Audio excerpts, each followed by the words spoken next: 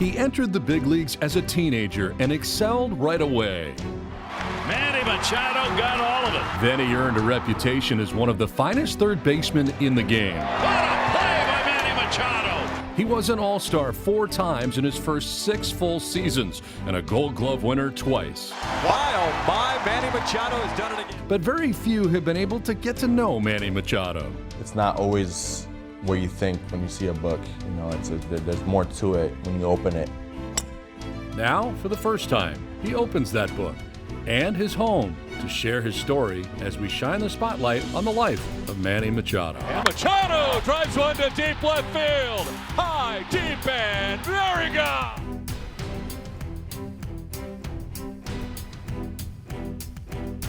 Manny Machado, Hialeah, Florida.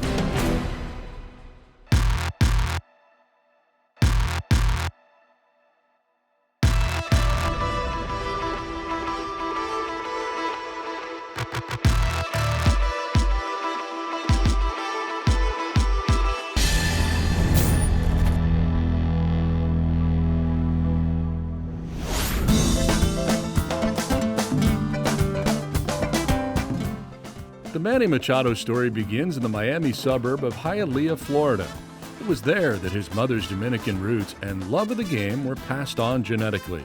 Baseball's been in my family for, before I was born, so that's something that, I was just born with. Since I was born, as many thoughts as a kid I could think of was always with a baseball bat and, thinking of baseball. There was no father in his home, but there was plenty of family. My mom and my grandma basically just raised me, and mom went above and beyond trying to make her son fulfill his dreams as a baseball player. She was always my father, my mom, my friend, basically doing everything for me. Very grateful for having the family that I had to help my mom, to help me, become the person I am today. Long before Manny was born, baseball was part of the family. His mother, Rosa, was raised in the Dominican Republic, where baseball is king. My grandfather was a huge baseball fan. My entire family is always rooted for the teams over there. Between my grandma and my grandfather, they always rooted for the opposite team. One rooted for Licey, the other rooted for Las Águilas. So there was always that fight between both of them, but it was always about baseball. So as long as I can remember, that's the main topic that if you go to a Nunez house, is probably going to be the topic of baseball, 24/7. Just it just tells you everything that they love for the sport. Manny's uncle, Gio Brito, stepped into his life on many levels, and his grandfather, Francisco Nunez, instilled confidence. He wanted me to become a big leaguer. He always had faith in me, and on the other hand, I had my uncle, which was basically my father, and basically raised me and taught me everything I know about the sport. Right after work, will always be with me, take me straight to the field, take me to batting cages, take me to the park, wherever it may be, but it was always with the ball and a glove in our hands, and time after time and day after day, night after night, it will literally be just baseball with him, and he was always there for me no matter what. And I know this game today is because everything he's taught me to love the game and to appreciate it as much as I can. And to this day, this is why I go out there every day to the baseball field and play this game, just because knowing that it takes me back to those days that I will be waiting for him after he got out of work, without eating dinner or without anything. It was straight outside or straight to the park, to go make me better. To this day, he's always trying to tell me how to hit some pitches, which is not easy, but we always gotta listen to him. For as long as you can remember, being a big leaguer was the goal. Part of that dream was studying some of the best in the business. A-Rod at the time, and King Griffey and Derek Jeter were probably my top 3 favorite baseball players. 2 of them played shortstop like I did, and the other one had one of the nicest swings this game has ever seen. So I always wanted to kind of imitate that as much as I could. Following Little League in Hialeah, baseball became more serious. We started traveling a little more. We started going to Orlando. There was big tournaments in Orlando, big tournaments in Georgia. That's when we kind of started shifting out a little more that way, but it was mostly just in this South Florida area. South Florida is a hotbed of amateur baseball talent. Brito Miami Private High School had won 5 state titles that included 2006, the spring before Manny's freshman year. The school's baseball tradition was an attraction. It was very, very small school, and not a lot of people out of South Florida would know about it, but it's something that, it's grateful to go there. With Manny at shortstop, Brito's success on the field continued. The Panthers won 3 district titles and nearly won another state championship in 2008, finishing second. It was a cool experience going to high school and being recognized with the scouts coming to watch us play. Manny earned all county honors, but it took a while for major league teams to notice. Late into my junior year, and nobody knew who I was. I got disinvited from tournaments just because I wasn't a big time name like a Bryce Harper or whatever. So finally got invited to a couple tournaments. They saw my talent, and that's when I kind of put myself on the radar pretty late. And and then that whole summer was just a blur, going tournament after tournament, doing what I had to do, playing baseball, just leaving it on the field, and people saw, what type of player I was. By then, Manny's mother believed he should go to college, and the colleges came calling. Got my scholarship to go to FIU, signed that, and then that same year was kind of when I started blowing up, and people started recognizing me a lot more, and started putting myself on the map, and that's when people started coming up to me and be like, hey, you got a chance of going in the draft pretty high. More and more people kept, coming to scout me, and and that's when it finally hit me, I was like, man, I probably got a good chance of becoming a professional baseball player and hopefully starting my career a little earlier. Manny had become a fan of the hometown University of Miami Hurricanes baseball team and its first baseman, Yonder Alonso. I was following him on Facebook already. That's to begin with, back in the day. He couldn't train with me at the moment just because he was in high school and I was in college. So it would interfere with, obviously, the rules of, college baseball. But, I told him, I gave him a year window where I said, hey, you have a year, do your thing. And then if you want to work out, if you really want to get it, just call me. In 2008, Alonso was drafted in the first round, 7th overall by the Cincinnati Reds. Sure enough, as soon as the year went by, he called me up that next day, and he said, hey, I'm here, and I want to train, and I want to get to know what it's like to not only be a professional, but just get after it and get better with you and the rest of the guys. He just started talking to me and giving me advice. He never said anything about agency or anything. He was just talking to me as a regular human being, and giving me advice about baseball, what to expect that year, and like, hey, I went through the same process that you're going through right now. It was all about helping and helping out whoever would ask. He just gave me a rundown, literally detail by detail, on like how things will happen, and it happened just like that. It's a lot better when they say, you can go around the wall, not through the wall. So I wanted to give him those advices, and hopefully he can run with it as he has, and he's been who he is now. I had told him, hey, I want to work out with you, once I signed. And he's like, yeah, hit me up, and we'll get it done. In 2010's June draft, Bryce Harper was chosen first by the Nationals. With the second pick, the Pirates chose pitcher Jamison Tyone. Your agent's telling you, hey, you're gonna go second, you're gonna go third, you're gonna go fifth. I mean, there's so many options that were available. You just literally didn't know. And at that point, I was just trying to be with my family. I had a bunch of family over, and be with my family, just kind of soak it in. And with the third pick, the Baltimore Orioles chose Manny Machado. And once I heard my name, I mean, that's probably one of the best feelings that you could possibly have. Being drafted that high convinced Manny's mom that it was okay to give professional baseball a try before college. She always wanted me to continue to follow my dreams, so I think going third overall, I think it's a pretty wise choice to go and play professional at that point. But June became July, which turned into August, and Manny had yet to sign with the Orioles. I had turned 18 at the time, and your agent just tells you, wait to sign, and you just listen to them and you just wait. It's black and white now, a little more black and white than it was back then, where you had to kind of negotiate a little more. So there was a strategy to it. I just wanted to go play baseball. First, though, he reconnected with Yonder Alonso. He sent me a text, congrats, and that offseason I'm like, hey, I'm finally a pro baseball player. Like, remember what you said, we're gonna work out together, and we We started texting back and forth. Soon they had a plan to meet at the University of Miami for workouts. A decade later, it's still clear in both of their minds how the first workout went. Awful. It was awful. I had never worked out before. It was tough, for sure. I really didn't know what I was expecting. I know I wanted to work out, and he was like, hey, bring a gallon of water and a banana because you're gonna need it. And I was like, okay, whatever you say, I'm gonna do it. So I bring a gallon of water and I brought my banana, and it was bad. He couldn't even squat.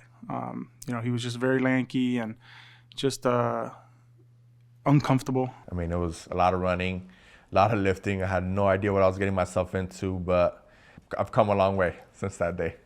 First month or so, he would, call me up and say, oh, I can't make it today, or something like that. And I'll be like, no, you got to be here. You got to be here. And, as much as we wanted it for him, he wanted it for himself eventually. And he was able to understand that, you have to train and you have to take care of your body and do all the little things you have to do to make sure you can stay healthy throughout the year. You can see the growth in him as the days went on and the months went on, and clearly now as the years have gone by, he's gotten so much better, and it's been a lot of fun to watch. To this day, each offseason, Yonder and Manny get together to work out.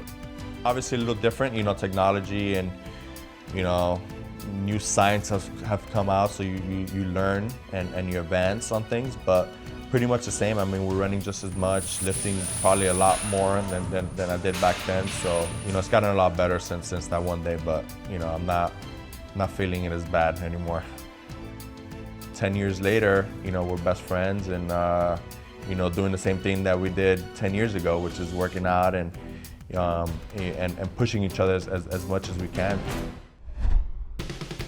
Up next, Manny on the minor leagues and making a big splash on the big stage in his first week as the spotlight shines on Padres infielder Manny Machado. Spotlight Manny Machado is presented by Petco, official pet coach of the San Diego Padres.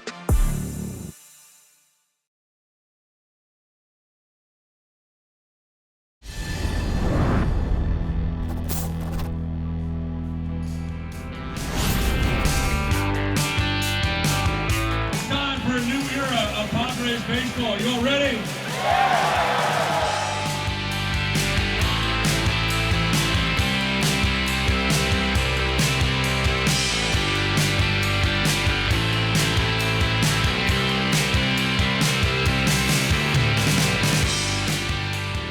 Padres third baseman, Manny Machado. It's awesome to put it on, and it's a new journey for us. We're trying to bring a culture over here, and we're trying to bring a winning team, a winning ball club, and at the end of the day, a championship to the city.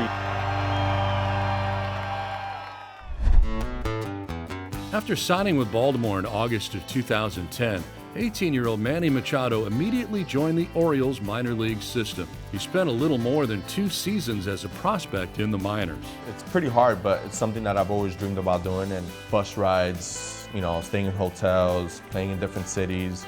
You're literally hitting BP every day, you're playing baseball every day, you're doing what you love. So, it's definitely very interesting going from 18 years old straight into pro ball and riding the buses and being in towns that you've never heard of before. And, those are memories that I will always cherish and have.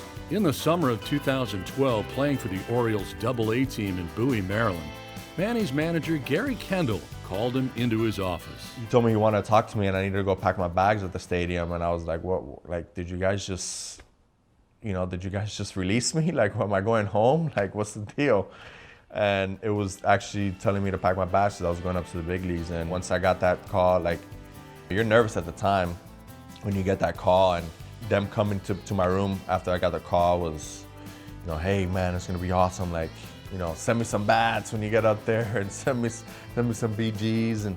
But they're like, man, you're gonna be awesome. You're gonna do a good job, and no one deserves it more than you. And make us all proud. And when they said that, I mean, I think that's where it kicked in that, okay, like, I could do this. When Manny was called up in early August of 2012, the Orioles were in second place, just 5.5 games behind the Yankees and in the midst of a pennant race. Manager Buck Showalter said all the right things to his new teenage infielder. First thing he tells him, like, hey, you're here because you deserved it, and just go out there and play. Don't worry about anything else. Just play baseball, and you're gonna be fine. And having that confidence going into the game just makes it a lot easier that you don't have the distractions. You can just go out there and be yourself. In the big leagues for the first time and in a pennant race, Manny was in the Orioles lineup right away. But there was a catch. Baltimore already had a solid shortstop who could hit in J.J. Hardy. So after playing just 2 games at third base in the minor leagues, Machado would play third for the Orioles, rapidly learning a new position at the game's highest level. We did have a little pressure. We were trying to compete for a playoff spot at the time, and here you go, you're putting a 19-year-old kid to play a position he's never played before, and one of the most crucial times that the organization's never made the playoffs for the last 15, 20 years, or had a winning season in the last 20 years. So the coaches, my teammates, they all gave me that motivation and that kindness to make me feel like, this is just the same game that I was playing since I was 6 years old. So putting all that aside, I just went out there and played baseball, and it just came natural to me.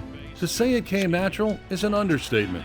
In his first big league game, Manny singled and tripled. Go all the way to the wall. His first major league hit may be a triple. It is. He's in at third. The next day, Manny homered twice and drove in 4 runs. After his first few days in the bigs, he was named the American League's Player of the Week. It was just so fast to me that it didn't even let it sink in. And that whole season, that first whole season with the playoffs, and it was just so unreal. The Orioles earned a wild card berth, beating Texas, then playing the Yankees in a division series. Me being, from Hialeah, Florida, now I'm here in the big leagues. I'm living my dream. In the postseason, playing in Yankee Stadium, it was just all a big blur, and all I could think of was like, man, this is actually happening. The Yankees would win that tight series 3-2, but the experience was priceless. After the season was over, I was like, man, I actually did it. I actually faced CC Sabathia, Verlander. I was facing Andy Petty, Mariano. You're facing guys that were idols to me. Those are players I was looking up to, and now you're in the same field as them. Although his first couple of months in the bigs were a hit, preparation for the next season began soon after. With Yonder Alonso as his workout partner and friend, it was inevitable that Manny would meet Yonder's sister, Yainay. University of Miami Chicken Grill. As I was leaving, she was pulling in to have lunch with him, and that's when we first met. We just became friends since, and then me and Yonder got closer, and then we obviously started seeing each other a little more, and we'll just try to keep talking, but she wasn't having it, and she had a boyfriend at the time, and then years pass, and we ended up dating after that. We had a talk, I remember, in the weight room on a bike, and he had told me that my sister actually said, hey, let's go on a date. So he was just kind of giving me the whole list on what was going on, and I kind of just told him our beliefs as a family, and obviously as a man, and what you have to do. Again, he was 18 years old at that time, so it was a learning curve, not only for him but for myself too. Before his first full season in the big leagues, Manny and Yainay were engaged. It was right before spring training of 2013. I had bought the ring, and I had to talk to her dad first. It was tough to go ask him if I could marry his daughter, but it went awesome. I'm very blessed to have the in-laws that I have. That same day, I got the blessing, and I grabbed the picnic basket. I finally went. I bought a wine bottle. I got some flowers, and I told her we were gonna go on a picnic, and we went on a picnic, and we went to the beach. We laid out the blanket, brought out the wine glasses, and as she was pouring some, I got on my knees and I proposed. Yeah, it's pretty special day. Their storybook wedding was held the next year at a grand chateau just outside of Paris, France. In 2013, Manny's first full year in the majors, he led the American League with 51 doubles. Going for two, and he's in. And there was more. I make my first All-Star team. And when I get that call, I'm like, man, now this is just crazy. This is just a dream. Go to the game, and I'm in the clubhouse. And when I'm in the clubhouse, I'm next to Robinson Cano, King Felix, Prince Fielder, Albert Pujols, Mariano's last All-Star game. That's when I'm like, after that, I'm like, man, this is like someone pinched me. This is unreal. I'm just a kid from Hialeah who's enjoying himself playing baseball, and here I look around, and I'm next to Hall of Famers. To cap his first full season, a quick study, Manny won a Gold Glove at his new position. He also showed desire and durability, playing in 156 games. But the 6 games he missed were due to a severe left knee injury suffered in late September. His season ended on a stretcher in Tampa Bay, and surgery followed. And there would be more hurdles in 2014. That's next, as we shine the spotlight on Padres infielder Manny Machado.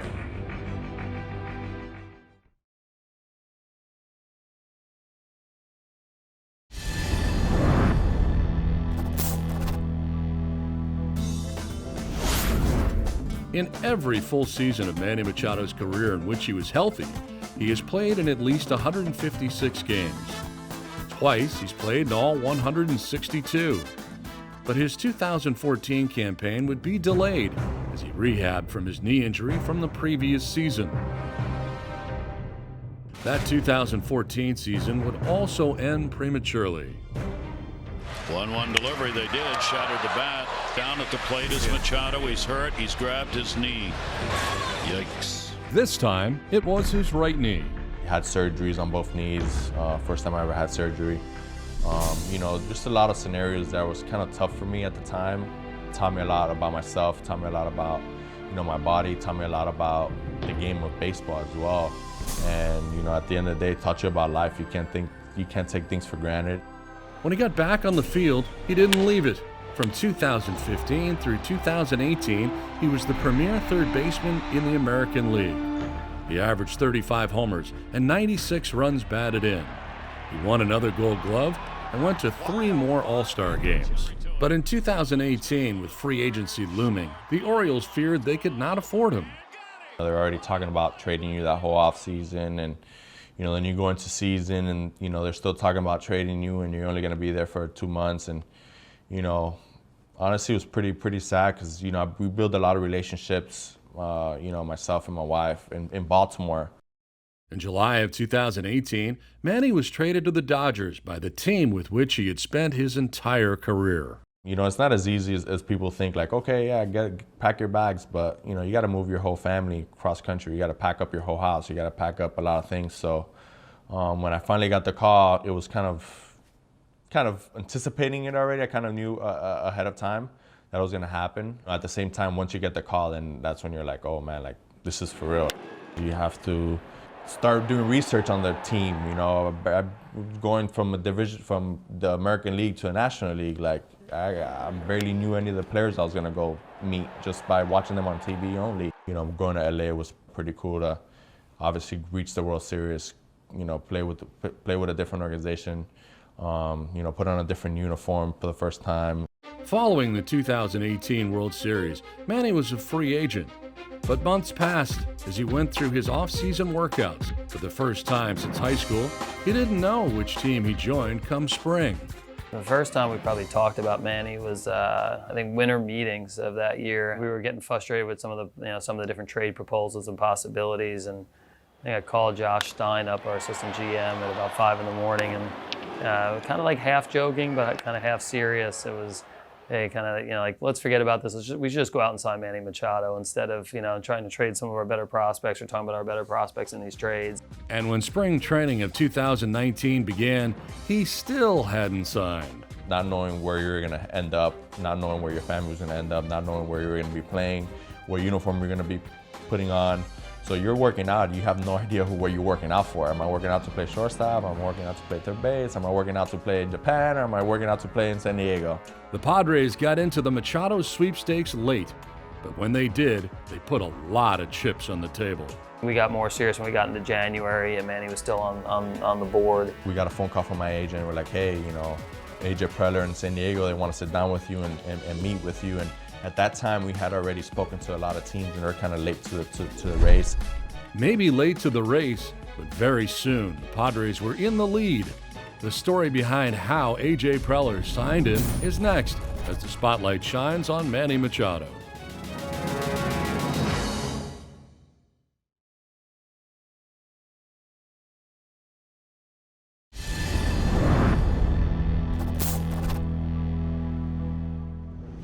With spring training of 2019 underway, Manny Machado was still a free agent, itching to get back on the field. Competition on the golf course with his wife Hialeah and brother-in-law Yonder Alonso helped ease Manny's mind.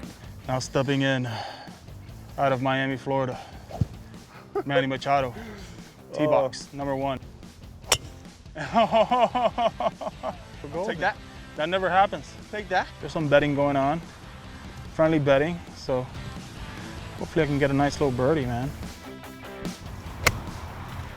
Short. And I'm short. Oh, too hard. Oh, What the? and boom goes the dynamite. Get in. Oh. What you get? 4. You sure about that? 4. We used to like come in here and like play and just have fun, and like now we're like, forget that. I want to like beat you, and like I want to like get better at it. $100 to the hole. Closest to the hole? Closest to the hole. Let's go.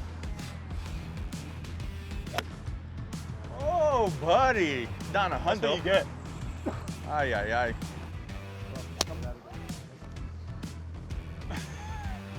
I think I'd rather be where I'm at. Golf is not how you start, it's how you finish.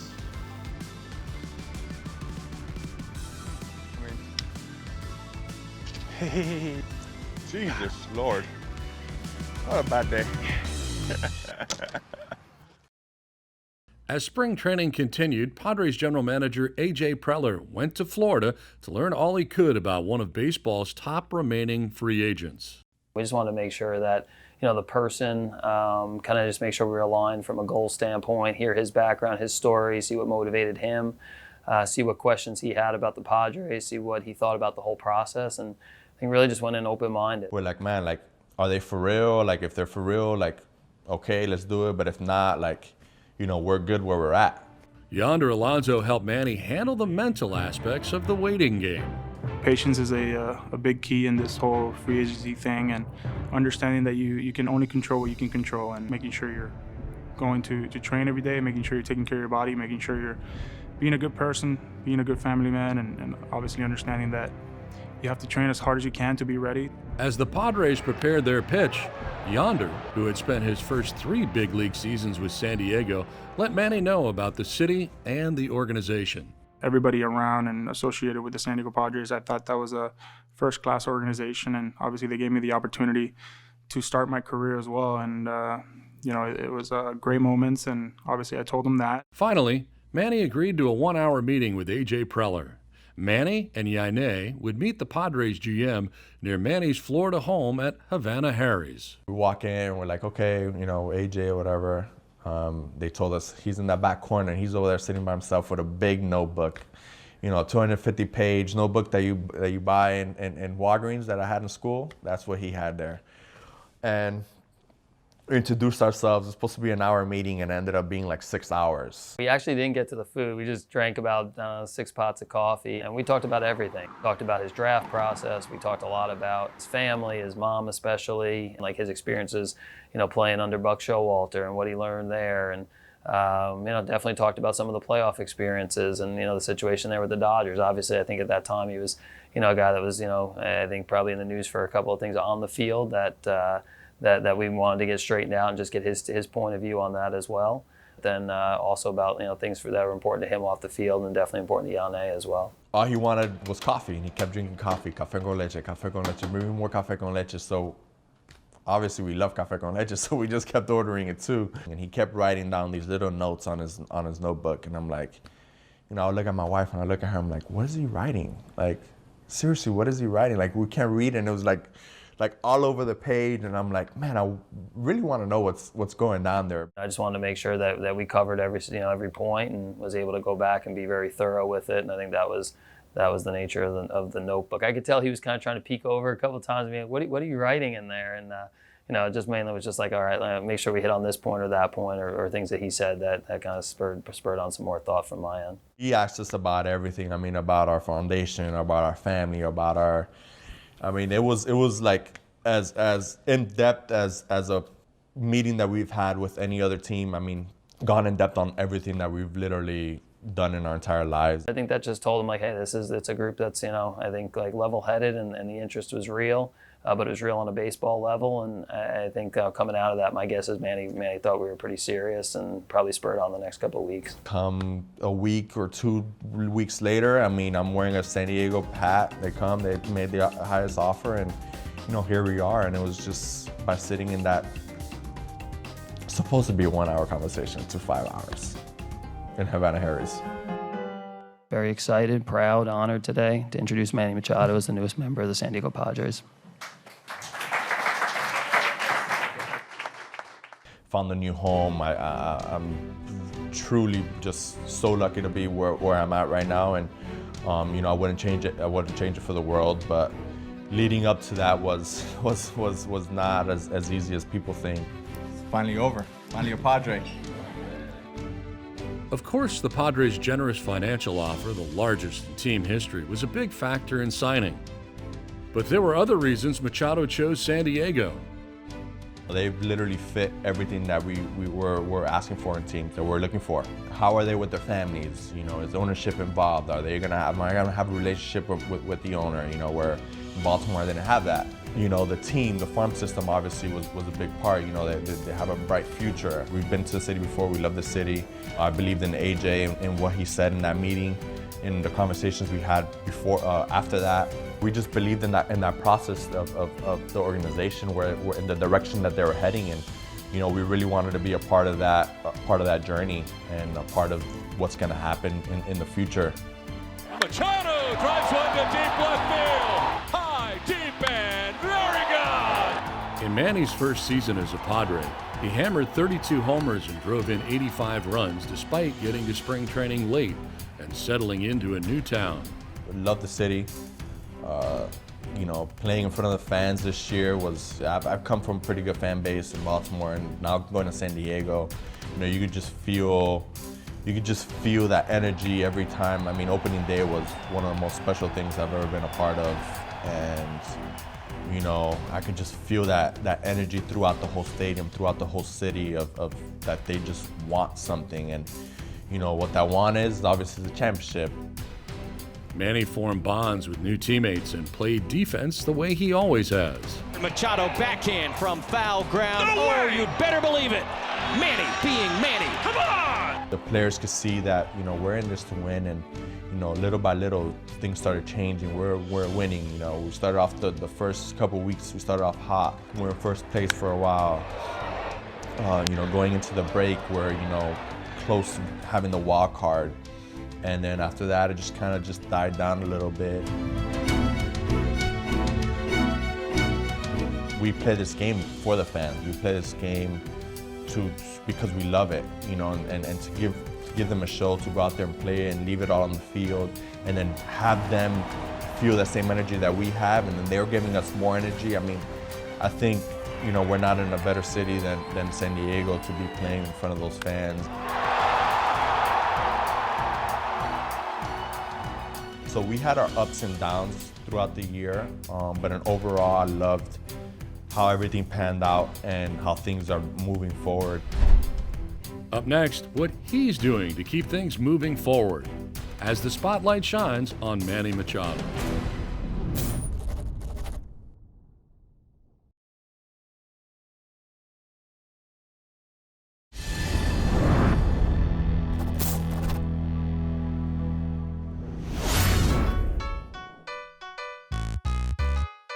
The Miami area is part of Manny Machado. The palm trees, the green, the life, the air, the breeze from the ocean that we get, there's nothing like it. And you know, for me, it's the beach, the food, everything from Miami. This is what we know. This is what I know. And I lived here for 27 years and hasn't changed one bit. And so each offseason, Manny returns to his roots to work out and enjoy life. Now Manny's locked in for the long term. I'm excited to, you know, I haven't felt this good, you know, in years. Manny works out 5 to 6 days a week at the University of Miami with his buddy Yonder Alonso and his personal trainer Nick Soto. It's the hardest part because this is the behind the scenes. You don't get to play any games, but somehow you got to be able to wake up every morning, suck it up, and go through 2-3 hours of grueling training and then hitting and fielding and all that other stuff with the lights off. Hit. We basically take them through various phases, getting them basically peaked right when they get into camp. It's so key to, put in the hours and put in the time. 4, 3, 2, 1. Beautiful. The first phase we do is we kind of try to get them to recover from a long season. So we do a lot of what we call prehab work, which is basically owning new positions, a lot of mobility, a lot of flexibility, and then just understanding where your body's at. I'm trying to close this gap and push that knee forward, slowly. 10 seconds, come on. Fight it. Big chest. Lean back on that sucker. As the rehab process keeps going, we'll start working into that strength phase. Then we take it into a power phase. That power phase then turns into like a speed phase, and then that speed phase really is just all about explosiveness, and that carries them right into spring training. Obviously, they're still practicing all their baseball stuff at the same time, so it's hours upon hours of training. They got to suck it up. It's not easy. It's not easy. I'm better than I've ever been, and I'm looking forward to stepping on that field with my teammates and stepping into San Diego and giving them an MVP season. The commitment to it, the desire he's got in him, it's going to be pretty cool, I think. It's been fun to kind of just work, get better, and think about baseball and how we could, bring a championship to San Diego. If there is to be a championship for San Diego, 2 of the keys to that will be Manny and a 21-year-old who reminds some of the younger Machado, Fernando Tatis Jr. It's all about competition, who could bring it every day. And I think that's how you bring the best out of players. I always say being next to a guy like that is always an advantage for me. Just a guy you just can learn and you can have his voice, when you're struggling or something's going wrong. By him making all those plays and going out there and producing and playing every single day, brings the best out of me, and it brings out the best out of the team when players push each other. We bond a little more just because we're so much closer, and we can talk throughout the games and like, hey, what are you doing? Are you moving this way? Are you moving that way? So I'm keeping him in the game as well as him keeping me in the game. It's pretty fun to watch when we're all, in sync. The hot shot picked it short by Tatis on the back end. Gets up and throws him out. Fernando Tatis Machado dives and makes the catch at foul ground. This one looped to left center. Out goes Tatis, and he'll make the catch. How about that? Manny Machado laying it out. A fantastic grab. That's how you win championships. That's how you get better. And it's by bringing the best out of everyone else next to you, not just yourself. When it comes to defense, it appears Tatis Jr. has the tools to win a Gold Glove. And since Manny has won 2, Tatis is playing next to a willing and very able teacher. Now that bodes well for winning baseball. Coming up, insight on his personal life. As we wrap up Manny Machado's story on this edition of Spotlight. Spotlight, Manny Machado, is presented by Petco, official pet coach of the San Diego Padres.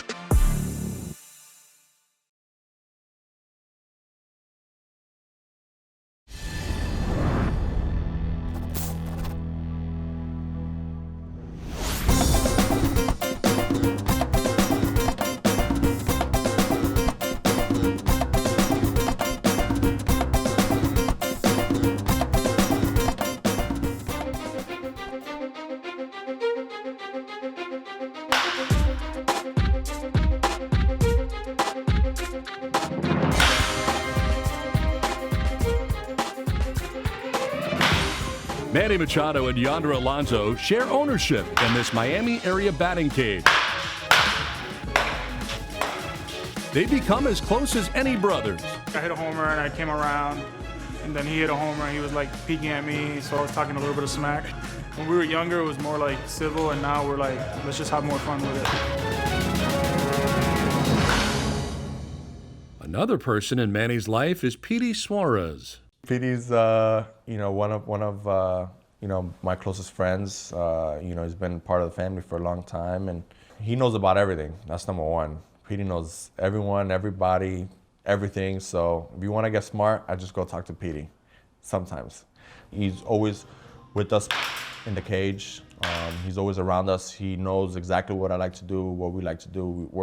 It goes vice versa, but he's just one of those friends that you always love to have because, no matter what, he will always have your back, no matter what the situation is. And, those are friends that don't come along. And, to have them close to me and close to the family, just means a lot to us. And there are two more very important members of the family. I have an Alaskan Klekai, which is named Kobe. He is 7. And then I have my adopted son, which is Gigi, Bochi. He is 12. He is a Shih Tzu. Coming home every day, they're always excited to see you. They always want to give you kisses and jump on you, and they give you the love that's different. And it's pretty awesome to come home to, and they never have a bad day. So, it just takes away all that pain of being 0 for 4 strikeouts and you lost the game. So that makes it a little better when you get home and you see them and they're just excited to see you. On the field, Manny Machado exudes confidence, and he backs it up with all-star caliber play. However, what you may not know about the proud Padre is that off the field, he's just a family man. Family means everything. I mean, family's the most important thing. You can have money, you can have anything you want in this world, but if you don't have a family, it doesn't mean anything. I'm beyond grateful to have the people that I have next to me and have the family that I have, and they're the reason why I wake up every day to go out there and be the best person I could possibly be. Manny Machado's life includes a very small circle of friends and family. They are the few who truly know the man. I've learned people are always just going to judge a book by its cover, and I think the only thing that I would say will probably be, it's not always what you think when you see a book. There's more to it when you open it. If Manny's health obliges, the next chapter of his baseball story could be a special one, in brown and gold, as he and his teammates continue to work towards bringing a championship to San Diego.